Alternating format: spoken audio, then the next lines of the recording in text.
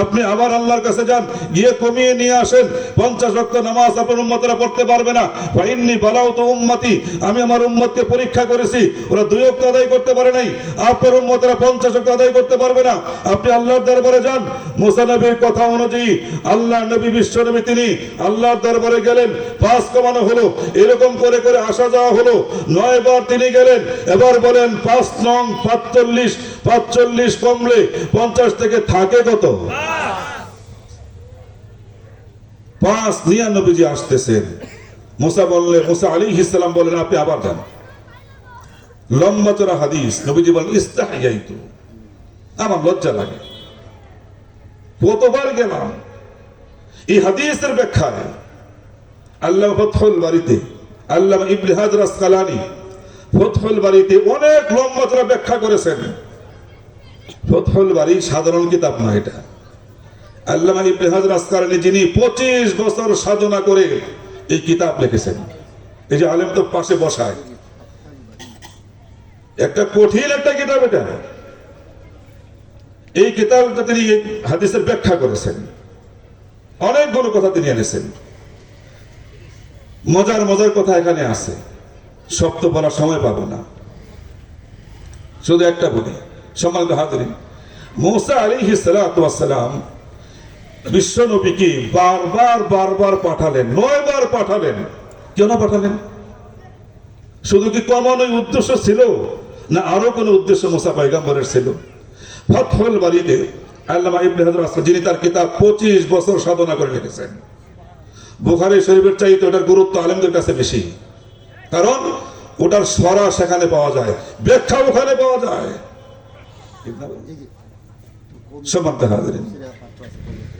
সম্মানিত হাজিরিন, তো সেখানে ইবনে হাজার আসকালানী কথাটা উল্লেখ করেছেন যে আল্লাহ পাকের পয়গম্বর মুসা আলাইহিস সালাম বিশ্ব নবীকে বারবার পাঠালেন। শুধু কমানোই উদ্দেশ্য ছিল না, আরেকটা উদ্দেশ্য, সেটা হলো মুসা আলাইহিস সালাম তিনি আল্লাহকে দুনিয়াতে দেখার আবদার করেছিলেন, করেন নাই? আবদার করে, আল্লাহ ইন্নী রাআইতু, মানে আমি তোমাকে দেখতে চাই। রাব্বি আরিনি আনজুর ইলাইক, তুমি আমাকে দেখা দাও, আমি তোমাকে দেখতে চাই। আল্লাহ পাক বলে লান তারানি, তুমি আমাকে দেখতে পারবে না। ওয়ালাকিন ইনজুর ইলাল জাবাল, পাহাড়ের দিকে তাকাও, ফা ইন ইসতাকাররা মাকানাহু ফাসাওফা তারানি, যদি পাহাড় সস্থানে টিকে থাকতে পারে আমি আমার নূরের প্রকাশ সামান্য ঘটাবো। যদি পাহাড় সস্থানে টিকে থাকতে পারে ফাসাওফা তারানি, তাহলে তুমি আমাকে দেখতে পারবে। ফালাম্মা তাজাল্লা, অনেক লম্বা চড়া কথা ভাইয়েরা আমার। মুসা আলাইহিস সালাতু ওয়াস সালামের জন্য আল্লাহ তাআলা নবীজি এরকম করে দেখিয়েছেন, কনিষ্ঠ আঙ্গুলের মাথায় বৃদ্ধাঙ্গুলি রেখে নবীজি বলেছেন যে আল্লাহ তাআলা মুসা পয়গম্বরের জন্য সামান্য কিঞ্চিত নূরের বিকাশ ঘটালেন, এইরকম করে দেখেছেন। কনিষ্ঠ আঙ্গুলের মাথা পরিমাণ নূরের বিকাশ আল্লাহ পাক ঘটালেন, তাতে তুর পর্বত জ্বলে পড়ে ছাইখাই হয়ে গেল। মুসা আলাইহিস সালাম বেহুশ হয়ে জমিনে পড়ে গেলেন। আল্লাহ পাকে দেখার শখ মিটলো, দেখতে পারছে? পারে নাই। এই মুসা পয়গম্বর যখন দেখলেন বিশ্ব নবী আল্লাহর দরবারে গিয়েছেন, আল্লাহর পাশে বসে কথা বলে আল্লাহর সঙ্গে সাক্ষাৎ করে এসেছেন, আর আল্লাহর সঙ্গে যিনি সাক্ষাৎ করবেন জান্নাতে যারা দেখবে, খাস একটা বৈশিষ্ট্য থাকবে, ওয়ায়াবকা নূরুহু আলা উজুহিহিম, যখন মানুষ জান্নাতের আল্লাহকে দেখবে কত লক্ষ লক্ষ বছর কেটে যাবে সেটা আল্লাহ পাক ভালো জানেন। দেখার পর হঠাৎ করে আল্লাহ পাক পর্দা সামনে ফেলে দিবেন, পর্দা ফেলানোর পর জান্নাতীরা মাতালের মতো হয়ে যাবে। কিন্তু একটা মজার ব্যাপার হলো ওয়ায়াবকা নূরুহু আলা উজুহিহিম, এই যে আল্লাহকে মানুষ দেখলো, দেখার পর নূরের তাজাল্লির একটা ছটা, একটা আলামত চেহারার মধ্যে লাগা থাকবে। মুসা পয়গম্বর যখন দেখলেন বিশ্ব নবী আল্লাহর দরবার থেকে এসেছেন, আল্লাহকে দেখে চেহারার মধ্যে ঝলক আছে না নাই? মুসা পয়গম্বর চিন্তা করলেন দুনিয়াতে তো আল্লাহকে দেখতে পারলাম না, না পারছেন? সুতরাং এখন বারবার বিশ্ব নবীকে পাঠিয়ে দিয়ে যিনি আল্লাহকে দেখে আসলেন তাকে দেখে সান্ত্বনা পেলাম। সুবহানাল্লাহ। ওয়া আ'আদা তাকরীরিহি, তিনি বারবার রুজু করে তাকরীর করলেন। কেন? ওই ব্যক্তিকে দেখে তিনি সান্ত্বনা পেলেন যিনি আল্লাহকে দেখে এসেছেন। সুবহানাল্লাহ। আল্লামা ইবনে হাজার আসকালানী তিনি এই কথাটা উল্লেখ করেছেন সেখানে। তো বিশ্বনবী 5 ওয়াক্ত নিয়ে তিনি আসতেছেন, পিছন থেকে আওয়াজ চলে আসলো, ও বিশ্ব নবী, ও আমার পয়গাম্বর, আমার কথা তো কোনো ভুল নাই। সূরা কাফে আল্লাহ তাআলা বলেছেন, মা ইবাদদারুল কাউলু লাদাইয়া ওয়া মা আনা বিযাল্লামিল লিল আবিদ। ও নবী, আমার কথার তো কোনো ভুল নাই। ইন্নী ফারাজতু আলা উম্মতি 50 সালাতান, আমি তো আপনার উম্মতের উপর 50 ওয়াক্ত নামাজ ফরজ করেছিলাম, ঠিক না? আমার কথার কোনো পরিবর্তন নাই। কিন্তু আপনি বারবার আমার কাছে দরখাস্ত পেশ করেছেন 9 বার। আপনার দরখাস্ত মঞ্জুর করতে হয়, মঞ্জুর করলাম। আল্লাহু আকবার। সূরা কাফের 29 নম্বর আয়াতে বলেছেন, মা ইবাদুল কাউলু লাদাইয়া ওয়া মা আনা বিযাল্লামিল লিল আবিদ, আমার কথার কোনো পরিবর্তন নেই। সুতরাং আমি 50 ওয়াক্ত নামাজ ফরজ করেছি, ওই কথা ঠিক রাখতে হবে।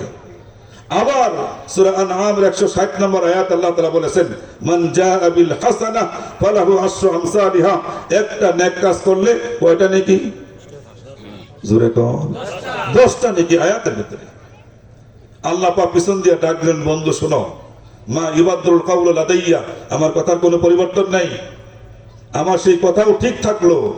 আবার সূরা আনআমের ভিতরে আমি আল্লাহ তাআলা বলেছি, মান জাআ বিল হাসানাহ ফালাহু আশরু আমসালিহা, এই কথাও ঠিক থাকলো। তার মানে কি? তার মানে হলো তোমার উম্মত যদি এই 5 ওয়াক্তই সঠিকভাবে আদায় করতে পারে, আমি আল্লাহ তাআলা আমার কথা ঠিক রাখতে গিয়ে 5-এর সঙ্গে শূন্য বসাইয়া 50 ওয়াক্তের সওয়াব দান করব। সুবহানাল্লাহ। জোরে কোন আল্লাহু আকবার। আল্লাহু আকবার। সা কইলাম, কই গেল সাওয়ালা? সম্মানিত হাজির, ফাথল বাড়িতে কথাটা এসেছে, সেখানেও আছে কথা।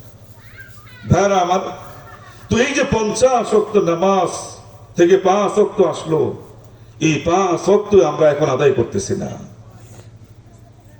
বড় দুঃখের এবং পরিতাপের বিষয়, এই 5 ওয়াক্ত পড়নেওয়ালা নাই এখন। নবী তো পরিষ্কার করে বলেছেন, মান তারাকা সালাতা আমিদান আও মুতাআম্মিদান উলকিয়া ফিন্নার, যারা ইচ্ছে করে স্বেচ্ছায় বিনা ওজরে নামাজ পরিত্যাগ করে, নবীজি বলেছেন উলকিয়া ফিন্নার, তাকে উপর করে জাহান্নামে নিক্ষেপ করে দেওয়া হবে। আরো অনেক হাদিস, মান তারাকা সালাতা ফাকাদ বারিয়া মিন জিম্মাতিল্লাহ, মান তারাকা সালাতা মুতাআম্মিদান ফাকাদ কাফার, ইচ্ছে করে যে নামাজ ছেড়ে দেয় সে যেন কাফের হয়ে গেল। আহলে হাদিস তো বলেছেন সে তো কাফের মিয়া। কাফের যেমন নামাজ পড়ে না, যেই মুসলমান নামের মুসলমান নামাজ পড়ে না, কোন পার্থক্য আছে? জোরে কোন আছে? সেজন্য নবী বলেছে, বাইনাল আবদি ওয়াল কুফরি তারকুস সালাহ, আল্লাহর বান্দা এবং কাফেরের মধ্যে পার্থক্য কি? নামাজ। সুতরাং অনেক নামদারি মুসলমান আমাদের সমাজের মধ্যে আছে, শুধু কুরবানি করার মুসলমান, গোশত খাওয়ার মুসলমান। আমি মনে দুঃখ রাখার জায়গা নেই, এত পাশাপাশি 2টা মসজিদ হওয়ার পরেও যদি এই এলাকার কোন মানুষ বেনামাজি থাকে, আমি হলফ করে বলতে পারি আল্লাহর দরবারে তার উজর পেশ করার কোনো কিছু সে পাবে না, সে আল্লাহর দরবারে বড় আসামি হয়ে যাবে। সেজন্য আসামি যেন না হয়, সেজন্যই দরদ নিয়ে কথাগুলো বলা, আল্লাহ যেন আমল করার তৌফিক দান করেন। বলেন জোরে সোরে আমিন। নামাজ পড়লে কয় পুরস্কার? 5টা। নামাজ না পড়লে কয়টা শাস্তি? জোরে বলেন। 15টা শাস্তি। এই 15টা বলে শেষ করে দিই আমি কথা, নাকি বলে? সম্মানিত হাজিরিন, নবীজি বলেছেন যারা নামাজ পড়বে না, আকাবাহুল্লাহু তাআলা বিখামসা আশরাতা উকুবাতান, 15টা শাস্তি আল্লাহ পাক তাকে দিবেন। খামসাতুন ফিদ দুনিয়া, 5টা দুনিয়াতে। 5টা কোথায় ভাই? 5টা দুনিয়াতে। 1 নাম্বার, তুনজাউল বারাকাতু আন উমরিহি, বেনামাজির জীবনে কোনো বরকত সে পাবে না। কি পাবে না ভাই? বরকত চিনেন তো আপনারা? বরকত, তার সংসারের বরকত থেকে সে মাহরুম হয়ে যাবে। বেনামাজির সংসারের কি হয়ে যাবে ভাই? কি উঠে যাবে? বরকত উঠে যাবে, সে বরকত পাবে না। দুনিয়ার 1 নম্বর শাস্তি তার এটা। তুনজাউল বারাকাতু আন উমরিহি, তার জীবন থেকে বরকত উঠিয়ে নেওয়া হবে।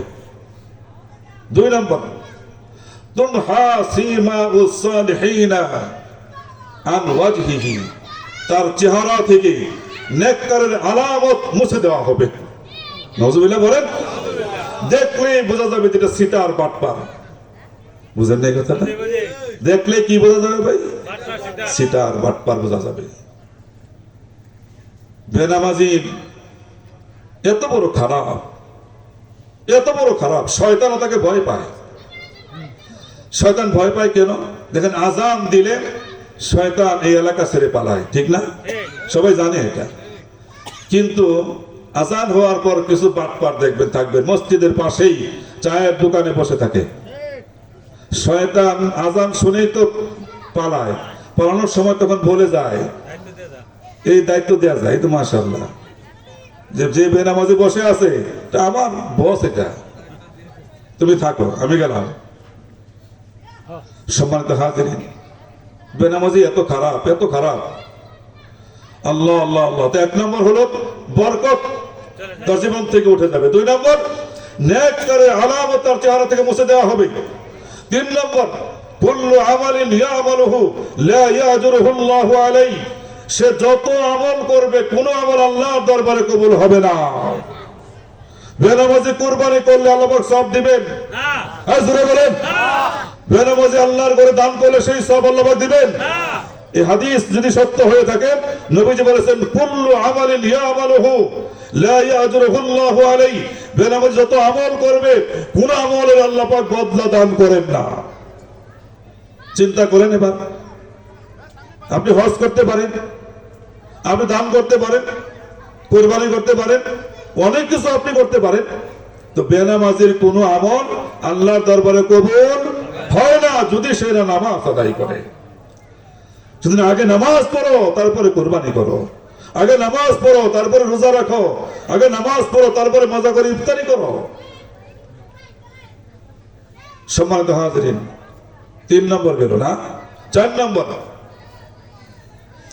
আল্লাহু আকবার, লাইসা লাহু দুআউন ইলা সামাই, বেনামাজি ব্যক্তি যতই কান্নাকাটি করে দোয়া করুক আল্লাহর দরবারে তো আর দোয়া কবুল হয় না।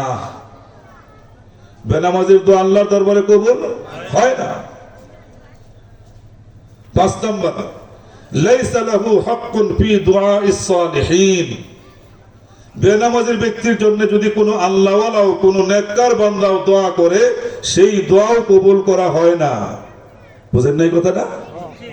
তার দোয়া কবুল হয় না, তার জন্য কোনো আল্লাহওয়ালা দোয়া করলেও সেই দোয়াও কবুল করা হয় না। এই 5টা হলো দুনিয়ার শাস্তি। নাউজুবিল্লাহ বলেন। কথাগুলো বুঝে আসতেছে? দিল দিয়ে বুঝতেছেন? গুরুত্বপূর্ণ বয়ান কিন্তু করবেন উলামায়ে কেরাম।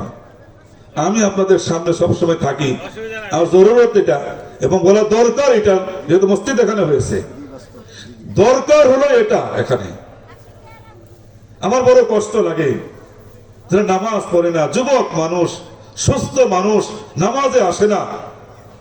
কত বড় কষ্টের কথা এটা, কত বড় মানে মারাত্মক গুনার কথা এটা, যে লোকটা নামাজ পড়তেছে না।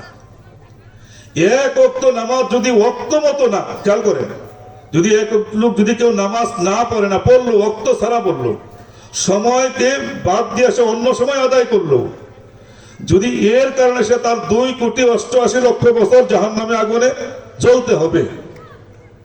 নামাজটা শুধু টাইমলি পড়ে নাই, দেরি করে পড়ছে, কাজা করে পড়ছে, তার কারণেই 2,88,00,000 বছর জাহান্নামের আগুনে জ্বলতে হবে।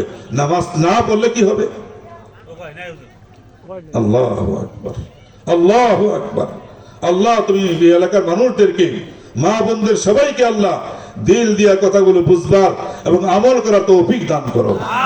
বলেন জোরে সরে আমিন। সম্মানিত হাজিরিন, এক গ্লাস পানি আনলেও তো চলে, এক গ্লাস পানি আনলেও তো চলে ভাইয়ের আমার।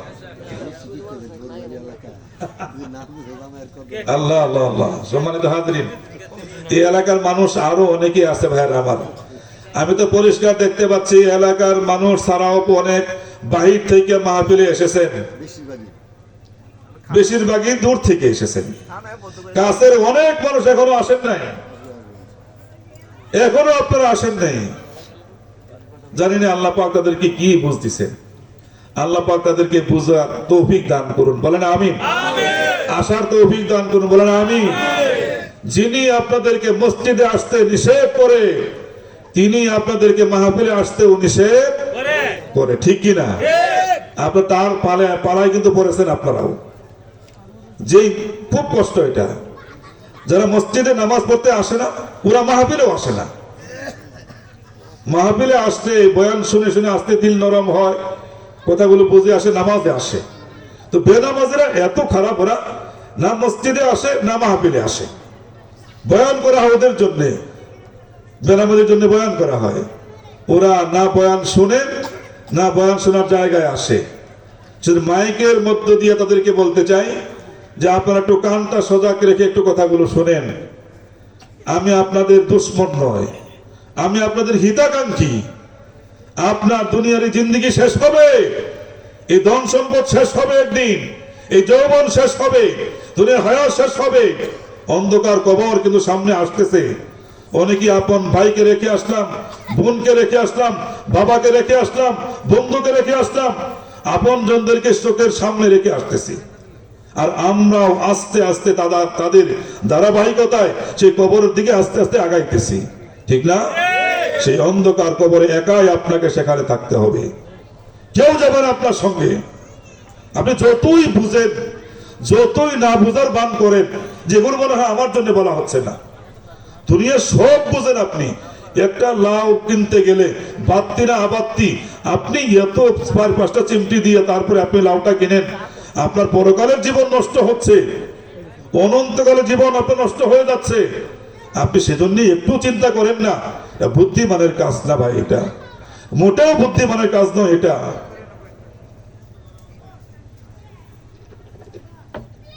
সম্মানিত হাজিরিন, তো এই 5টা হলো ভাই দুনিয়াবি শাস্তি।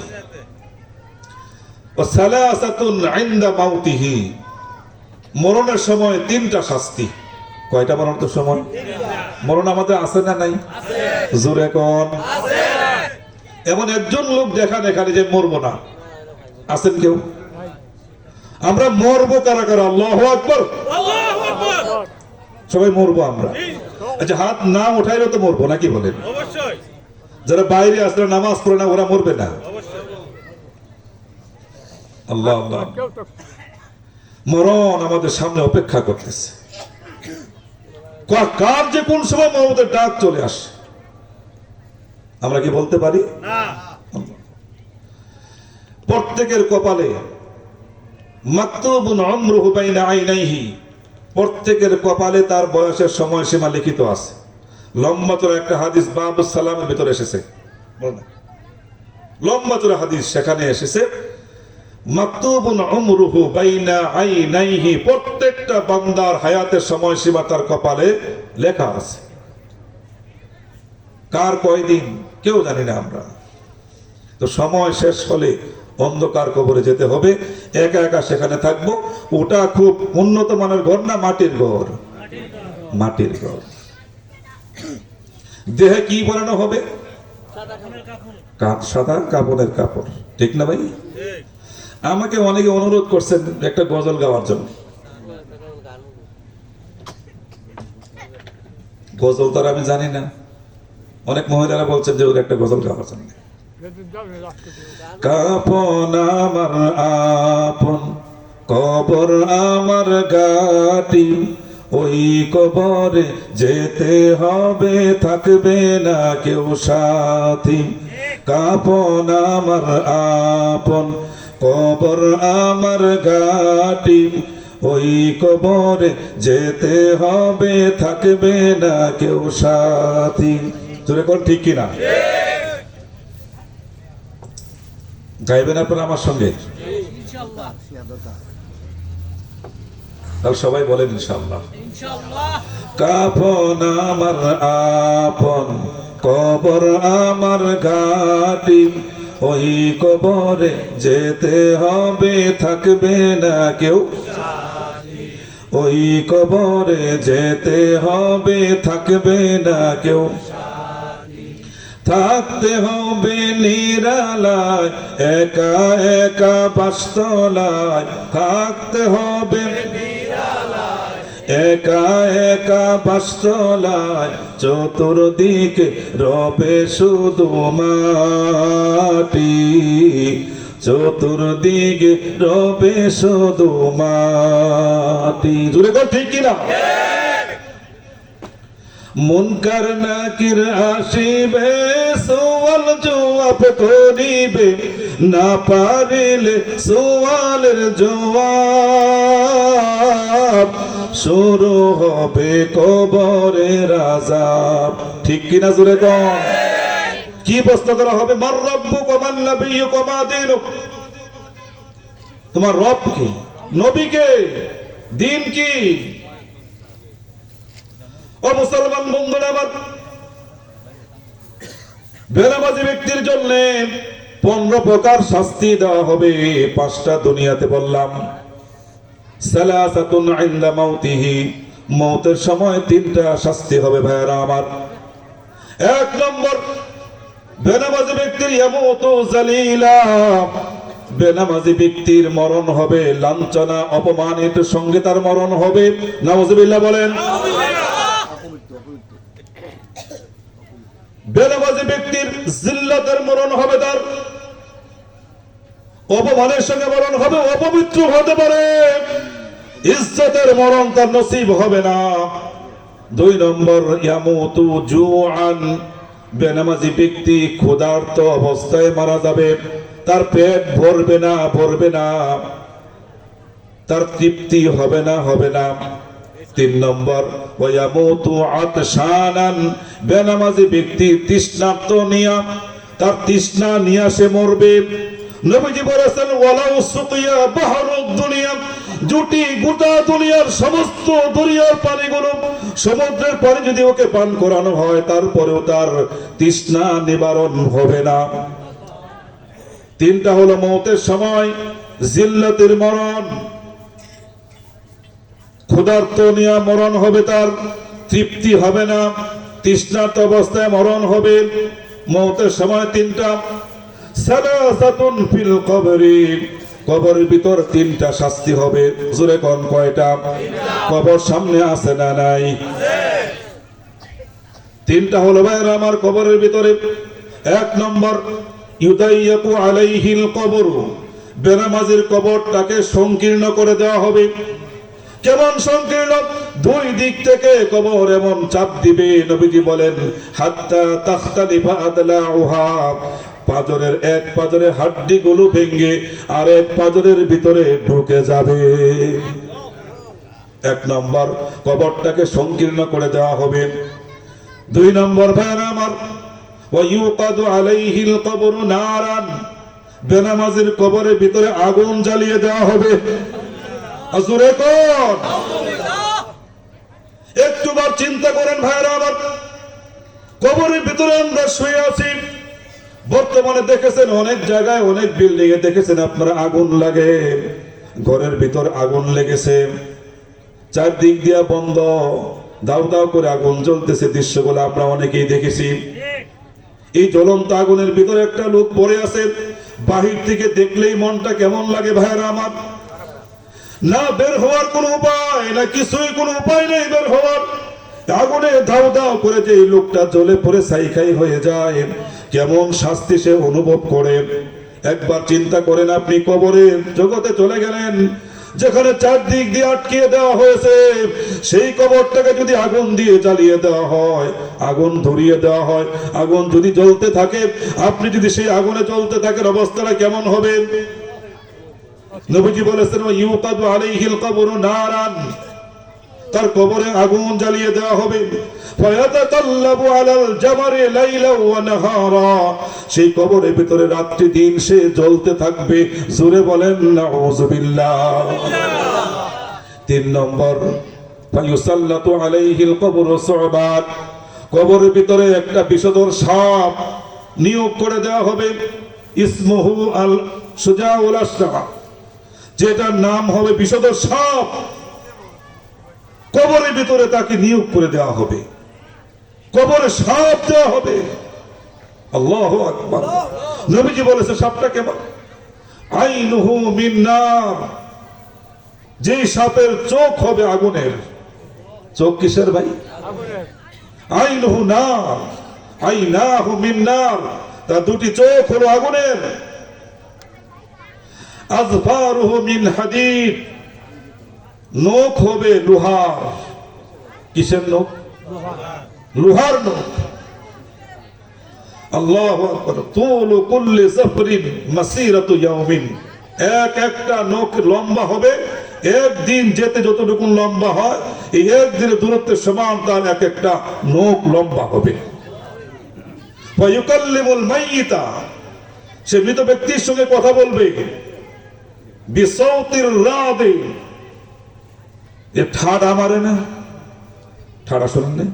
এই ঠাডার মতো বিকট আওয়াজ নিয়ে সে মাইয়েতের সঙ্গে কথা বলবে। এই তিনটা হলো কবরের ভিতরে শাস্তি নিয়োগ করে দেওয়া হবে। এক নম্বর, কবরটাকে সংকীর্ণ করে দেওয়া হবে। পাঁচের হাড্ডিগুলো ভেঙে এক পাঁচের হাড্ডি আরেক পাঁচের ভিতরে ঢুকে যাবে। দুই নম্বর, তার কবরে আগুন জ্বালিয়ে দেওয়া হবে। তিন নম্বর, তার কবরে বিষধর সাপ নিয়োগ করে দেওয়া হবে। এই সাপ কথা বলবে, বিকট আওয়াজে কথা বলবে। সে বলবে, ও আল্লাহর বান্দা, আল্লাহ পাক আমাকে তোমাকে শাস্তি দেওয়ার জন্য নিয়োগ দিয়েছেন। আমি তোমাকে ফজরের নামাজ তরক করার কারণে, ফজর থেকে জোহর পর্যন্ত, জোহর ছাড়ার কারণে জোহর থেকে আসর পর্যন্ত, আসর থেকে মাগরিব, মাগরিব থেকে এশা, এশা থেকে ফজর পর্যন্ত আমি তোমাকে দংশন করতেই থাকবো। বেনামাজির এই শাস্তি থেকে বাঁচার কোনো উপায় নাই। কয়টা গেল ভাই? পাঁচটা দুনিয়াতে, মওতের সময় তিনটা, কবরে তিনটা। কয়টা গেল? 11টা। ওয়াইন্দা সালাসাতুন ইনদা খুরুজিহি মিনাল কবর, কবর থেকে বের হওয়ার পর তিনটা। কয়টা হলো ভাই? তিনটা। কি খেয়াল করেন? এক নম্বর, ফাশিদ্দাতুল হিসাব, বেনামাজির কঠিন বিচার হবে। হিসাবটা হবে বড় কঠিন। হিসাবটা কি হবে ভাই? কঠিন হিসাব। সহজ হিসাব আর কঠিন হিসাব বুঝেন? পাই পাই করে যদি হিসাব নেওয়া হয়, মান হুসিবা নুকিরা, মানে যদি আল্লাহ পাক হিসাব নেন, একটা লোকও বাঁচতে পারবে না। আল্লাহ পাক দেখে না দেখার বান করে সহজ করে দেন যদি, তাই সেই বাঁচতে পারবে। সেজন্য ফজরের পরেই আমরা এই দোয়া পড়ি, আল্লাহুম্মা হাসিবনি হিসাবাই ইয়াসীরা। অর্থ কি এটা? আল্লাহ তুমি আমার হিসাবকে সহজ করে দিও। আমরা এই নামাজে, মসজিদে নামাজ পড়ার সময় আমরা অনেকেই পড়ি, আল্লাহুম্মা হাসিবনি হিসাবাই ইয়াসীরা। 7 বার পড়বেন ফজর পরে, আবার মাগরিব পরে 7 বার পড়বেন, আল্লাহুম্মা হাসিবনি হিসাবাই ইয়াসীরা। আল্লাহ তুমি আমার হিসাবকে সহজ করে দিও। সুবহানাল্লাহ বলেন। এক নম্বর হলো তার কঠিন হিসাব হবে। দুই নম্বর,